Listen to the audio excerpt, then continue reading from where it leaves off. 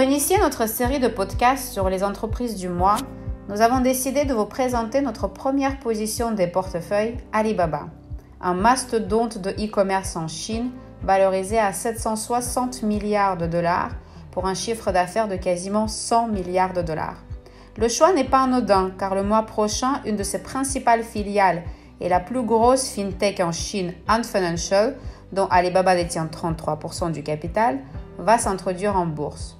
La société cherche à lever 30 milliards de dollars, valorisés entre 200 et 300 milliards de dollars, soit une des plus grosses IPO de tous les temps. Et elle ne se fera pas aux États-Unis, mais à Hong Kong et Shanghai, ce qui marque un véritable virage. La Chine pourrait devenir le premier choix de place de cotation des sociétés technologiques chinoises. Rappelez-vous qu'en 2014, Alibaba a choisi New York comme première place de cotation. Et la cotation à Hong Kong n'est advenue qu'en novembre dernier. Revenons d'abord à Alibaba. Comment tout ceci a débuté ? La société fut fondée en 1999 par Jack Ma et 17 de ses collaborateurs. À ses débuts, c'était une plateforme de vente de produits entre particuliers prénommée Taobao. Ce n'est qu'en 2008 que la société a lancé une plateforme de vente plus institutionnelle, dite B2C, appelée Tmall. Aujourd'hui, la société génère 1 trillion de dollars de valeur marchande brute à égalité entre les deux plateformes et compte 840 millions d'acheteurs. Et 20 ans plus tard, est-ce que le commerce en ligne reste la seule activité d'Alibaba ? Oh non, il faut voir Alibaba comme un écosystème. Certes, le e-commerce reste l'activité clé et génère l'essentiel des profits.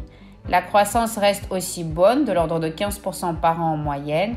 Au trimestre dernier, elle a même accéléré pour atteindre 34% dans un environnement exceptionnel dû au Covid.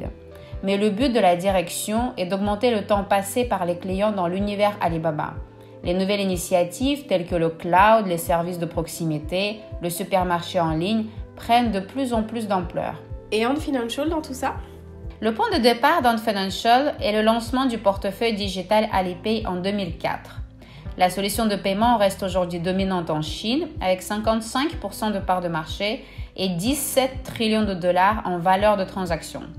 Comme Alipay sert avant tout à générer du trafic, l'essentiel de la profitabilité provient de services annexes, prêts à la consommation, assurance et autres services financiers.